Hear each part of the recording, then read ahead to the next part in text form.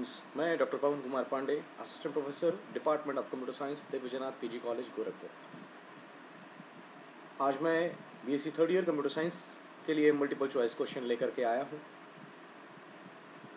Students, आप सभी को पता है कि इस बार Deendayal Upadhyay university multiple choice questions के थ्रू आपके एग्जामिनेशन को कंडक्ट कर रही है।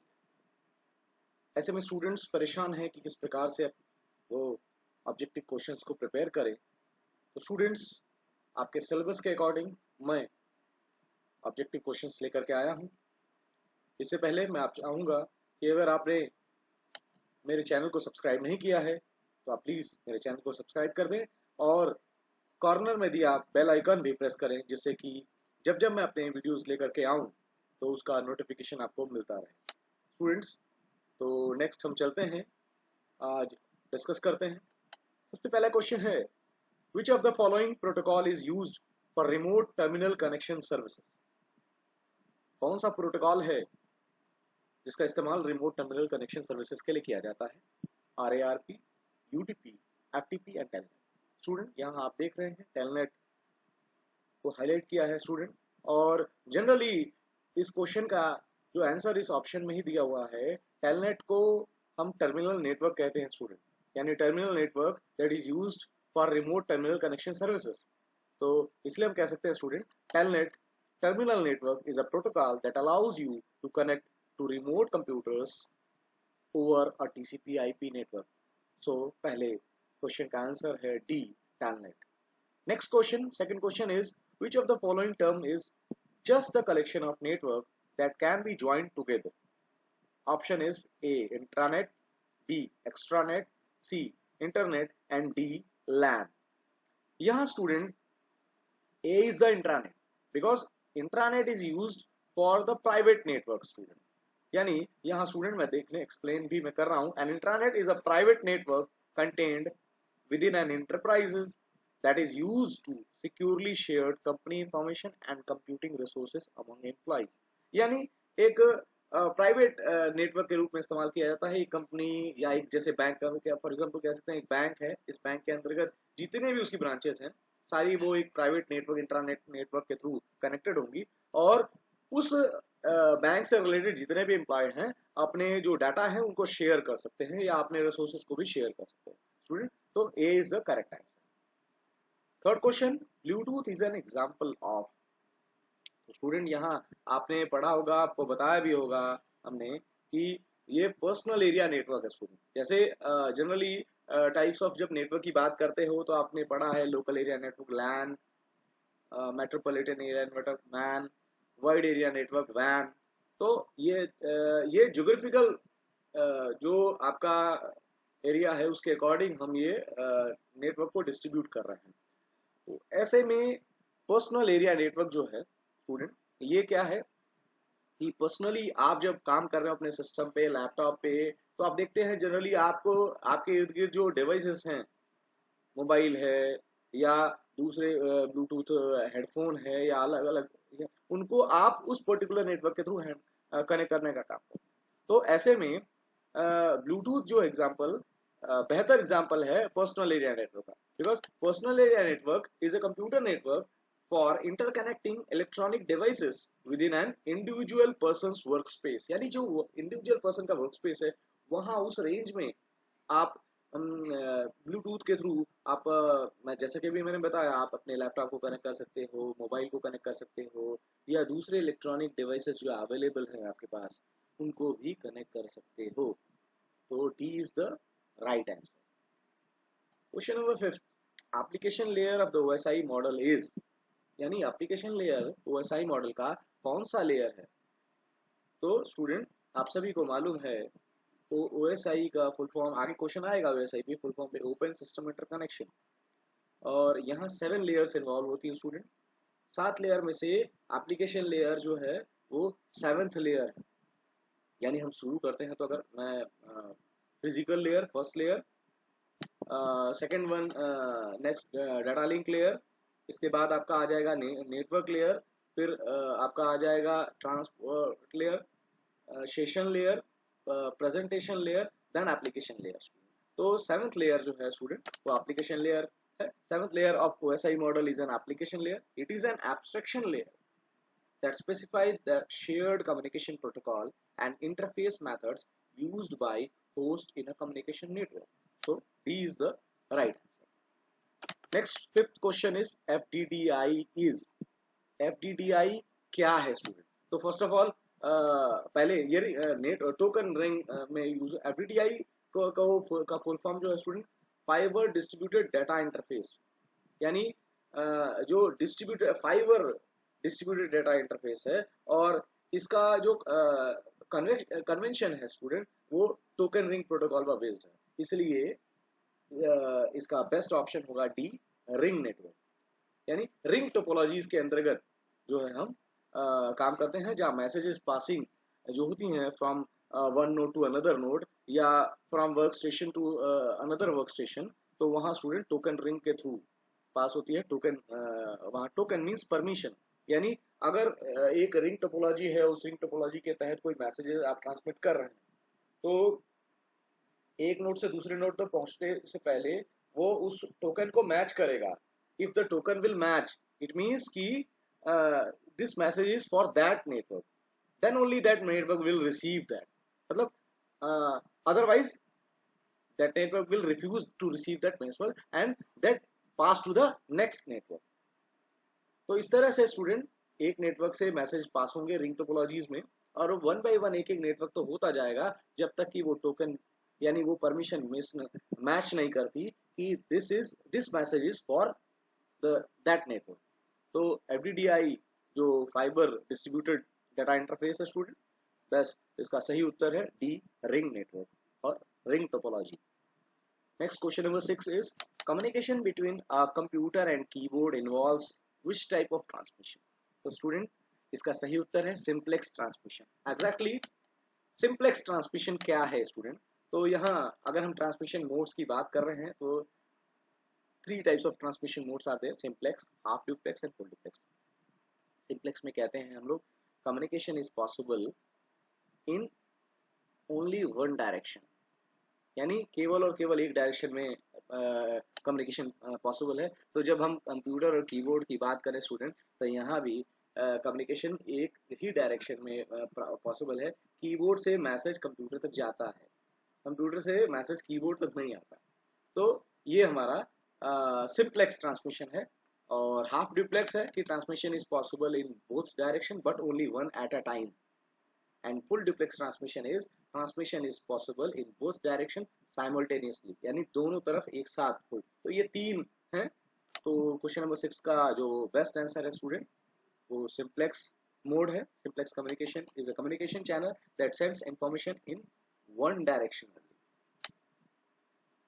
Next question number 7, different computers are connected to LAN by cable and interface card. C option is the correct option, interface card. क्यों? क्योंकि नेटवर्क इंटरफेस कार्ड जो है स्टूडेंट एक ऐसा हार्डवेयर कंपोनेंट है जिसके बिना कंप्यूटर्स को एक नेटवर्क से दूसरे नेटवर्क से कनेक्ट नहीं किया जा सकता.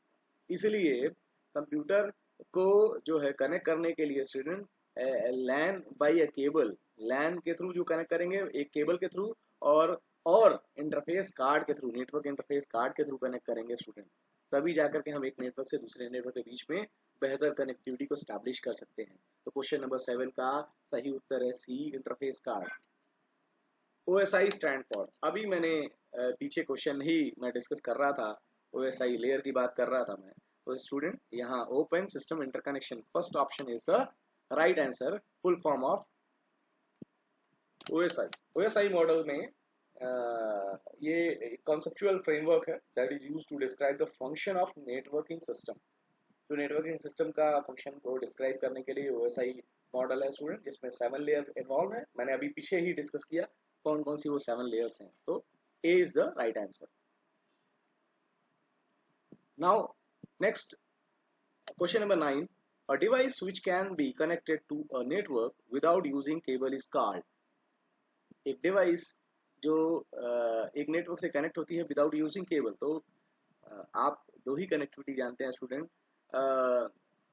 Wired network and wireless network. तो यहाँ अगर विदाउट केबल की बात आ रही है स्टूडेंट, तो यहाँ ये वायरलेस डिवाइस की बात कर रहे हैं, वायरलेस कनेक्टिविटी की बात कर रहे हैं। यानी यहाँ स्टूडेंट अगर हमारे पास दो मीडियाज मौजूद हैं, guided media and unguided media. Guided media means कि through cable we are connecting, and unguided media means wireless communication की बात कर रहे हैं। तो यहाँ D is the right answer, wireless device, device that allow wireless device to connect to a wired network using Wi-Fi or related standard client device. So D is the right answer. Question number 10. The vast network of computers that connects millions of people all over the world is called internet. ये बहुत simple question है student. ये देखिए आपको लग रहा होगा student इतने सिंपल क्वेश्चंस भी सर बता रहे हैं। स्टूडेंट ऑब्जेक्टिव पेपर पहली बार आप देने जा रहे हैं, यूनिवर्सिटी पहली बार कंडक्ट करा रही है, तो ऐसे में कुछ टफ क्वेश्चंस के अलावा कुछ ऐसे सिंपल क्वेश्चंस भी होंगे कि जिससे कि आप सभी उसको अटेम्प्ट कर सके। तो इस तरह के क्वेश्चन भी पॉसिबल हैं स्टूडेंट। तो internet is the answer of the 10 question. Internet आप जानते हैं is a vast network that connects computer all over the world. Through the internet people can share information and communicate from anywhere with an internet connection. So A is the right answer. Next 11th, the data rate of ISDN basic SSB channel is student. तो ये general सी बात है, 64 kbps का जो data rate होता है ISDN basic B channel के लिए स्टूडेंट। यहाँ मैं थोड़ा एक्सप्लेनेशन ले रहा हूँ कि ISDN uses B channel for basic traffic. B channel का इस्तेमाल वो बेसिक ट्रैफिक के लिए करता है, और D channel for returning signals, signal को रिटर्न करने के लिए वो डी चैनल का इस्तेमाल करता है। और each B channel provides data rate of 64 kbps and each D channel is providing 16 kbps। तो यहाँ दो क्वेश्चंस को मैं कंप्लीट कर रहा हूँ स्टूडेंट। अगर ये क्वेश्चन इस तरह के क्वेश्चन आते हैं बी चैनल को लेके, तो वहाँ आपको याद होना चाहिए कि उसका डाटा रेट 64 kbps है, और अगर डी चैनल से रिलेटेड ISDN में क्वेश्चन आ रहा है तो आप 16 kbps की बात करेंगे। तो correct option is B, 64 kbps। इसके बाद स्टूडेंट क्वेश्चन नंबर 12 है, CRC स्टैंड्स फॉर। तो CRC साइक्लिक रिडंडेंसी चेक है स्टूडेंट, फुल फॉर्म इसका। A is the right answer. Cyclic redundancy check क्या है स्टूडेंट? ये एरर डिटेक्टिंग कोड है। is an error detecting code commonly used in digital network and storage devices to detect accidental changes to raw data। यानी raw data जो आप use कर रहे हो, ट्रांसमिशन में यूज कर रहे हो, तो ऐसे में एक्सीडेंटल चेंजेस आ जाते हैं, कोई एरर आ गई ड्यूरिंग द ट्रांसमिशन, तो साइक्लिक रिडंडेंसी चेक है जिससे हम उस एरर को डिटेक्ट कर सकते हैं। सो CRC का फुल फॉर्म होगा cyclic redundancy check. Next, question number 13 is, which of the following is the multiple access protocol for channel access control?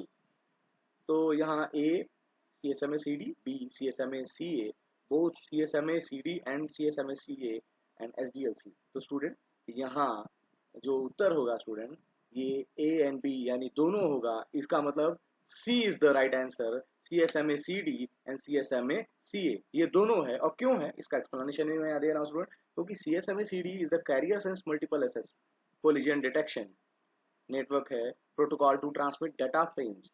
यानी ये जो है स्टूडेंट ये नेटवर्क प्रोटोकॉल है जो डाटा फ्रेम्स को ट्रांसमिट करता है। और CSMA-CA ये carrier sense multiple access collision avoidance network protocol है for carrier transmission of data frames. तो इसलिए क्वेश्चन नंबर 13 में C is the right answer, both CSMA-CD and CSMA-CA. Question number 14 is, null modems are type of। तो null modems को student B is the right answer, modem eliminator कहते हैं। क्यों student? null modem cable and crossover cables is an RS-32 modem eliminator। ये modem eliminator एक device है for connecting two pieces of data terminal equipment student, DTE, without modems by providing timing signals and handshaking for synchronous transmission। यानी बिना modem के ये timing signal और handshaking method की बात करते हैं for synchronous transmission. Handshaking method student क्या है? यहाँ हैंडशेकिंग मेथड का मतलब यहाँ पे स्टूडेंट हो गया कि what messages we are transmitting from source to destination, and after receiving the message at the destination end will send the acknowledgement of that same. So this will define the handshaking method. तो यहाँ हम बात करेंगे कि null modem are the types of modem eliminator, यानी B is the right answer. Question number 15. Two broad categories of congestion controls are. दो broad category congestion control की क्या हो सकती है स्टूडेंट? नेटवर्क लेयर में हमने कंजेशन कंट्रोल के बारे में पढ़ा है, और यहाँ student open loop and close loop are the two broad categories of congestion control. ये open loop and close loop is the right answer, यानी A is the right answer. क्यों? यहाँ मैंने एक्सप्लेनेशन भी दिया है. Open loop congestion control policies are applied to prevent congestion before it happens. Means before it happens.